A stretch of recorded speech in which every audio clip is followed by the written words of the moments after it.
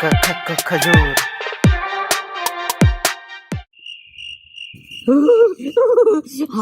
બહુ ટાઈટ. તને ખબર છે 3 વર્ષ પહેલા મારા ગોઠણના ઓપરેશન થતા. દર શિયાળામાં મારા પગ એવા દુખે. બહુ ટાઈટ. મારે 5 સ્વેટર પહેરવા પડે. અંદરની વાત કહું ને તો છેલ્લા 1 મહિનાથી હું નાયો નથી. હું વાત કેશો તું ગંધાતો કેમ નથી? શિયાળો છે, બહુ ટાઈટ.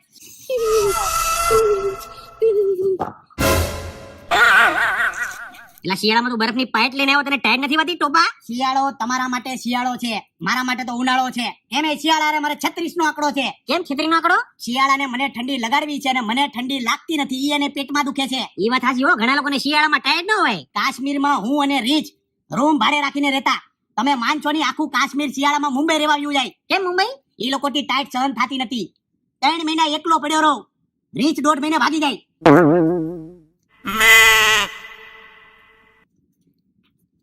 જાનો આજે મારી પથારી ફ્રીજમાં કરજે ને ફ્રીજ -6 ઉપર મૂકી દે. હા આવું છું ઘરે, મારે ફ્રીજમાં હું છે આજે. આ બરફની ચટપટી ખાઈ જાજો તમે છોકરાઓ. લોઢા જેવો માણસ હો, બહુ ટાઈટ. યુરોપમાં -3 ડિગ્રીમાં ઉઘાડા છટે હું કરિયાણાની દુકાને ઘી લેવા ગયો. ઈ જોઈને આખું યુરોપ ભેગું છું.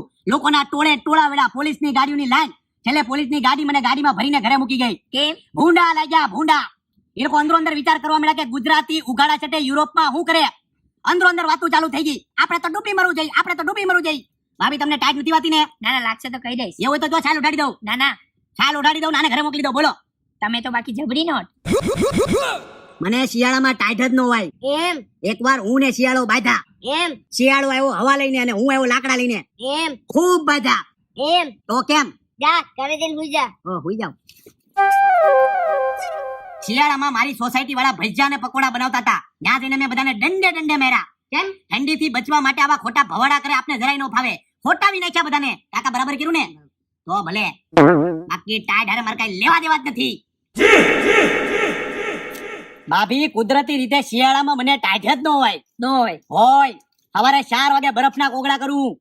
હોય હિમાલયમાં 30 બાયુ બરફમાં ખૂતી ગઈ.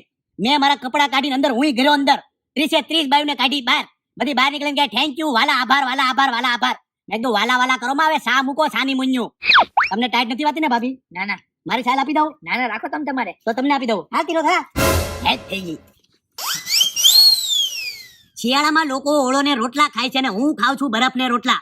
હું કહું છું મને બરફની પાઇટ મળી રહે. કેમ કે મારી પાસે 2 રોટલા છે ને 1 બરફની પાઇટ છે. મને ઘટશે. શિયાળામાં સોસાયટીના તમામ વોચમેન ઠંડીથી બચવા મારી સાઇલની અંદર આવે છે. ભાભી તમારે મારી સાઇલની અંદર આવું છે? તને એકવાર કીધું ખબર નથી પડતી? ઘર ભેગું થાવ, મારે હુઈ જવું છે.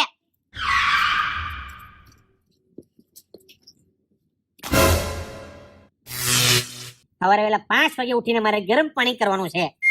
શરમ આવી ગઈ? શરમ તમને? ગરમ પાણીથી નાવ છો? જે માણસ ગરમ પાણીથી નાય છે ને હું માણા ગણતો જ નથી. તમારા જીવનમાં ધૂળ છે, ધૂળ. હું નાતો જ નથી. બરફથી નાવ છું હું. મરી જાવ. ગરમ પાણીથી નાવ છો?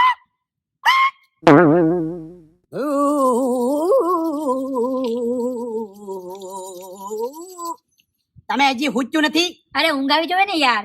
તમને જોઈને કિસ્સો મને યાદ આવી ગયો. હિમાલયમાં હું ને 3 કૂતરા દુકાન ભાડે રાખીને રહેતા હતા. ત્યારે મારી પાસે 1 સાલ હતી ઓઢવા અને અત્યારે મારી પાસે 1 સાલ છે ઓઢવા. મને ટાઈટ જ ન હોય એમ? લા કોણ છો તું? લા આ હું છે એમ બોલો. લા હું છે આ રૂ કોણે નાખ્યું? વાહ એલા પણ આ રૂ કોણે નાખ્યું? એલા આ 3 જેકેટ, એટલા બધા જેકેટ મને કોણે પહેરેવા? અરે પણ જોડે આવ્યો ટાઈટ નથી વાતી. ટાઈટ વાળો મને ટાઈટ હોય છે.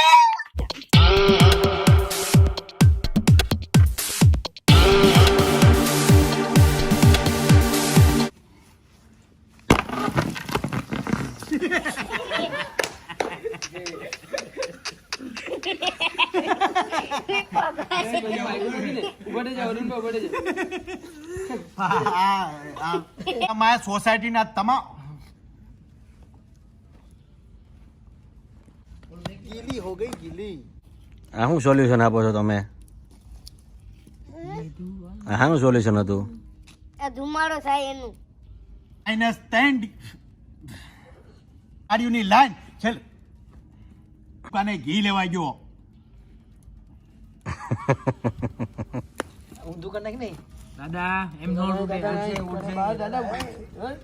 दादा आग में खेलने वाला खतरों का खिलाड़ी है महेश. ये खतरों का खिलाड़ी है महेश ગોરાણીયા. એનું મોઢું જો નાખી દે હમણાં ભઠ્ઠામાં.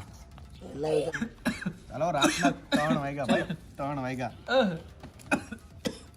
આ ભાઈ ધુવાડાનો કોઈ ઈલાજ છે કે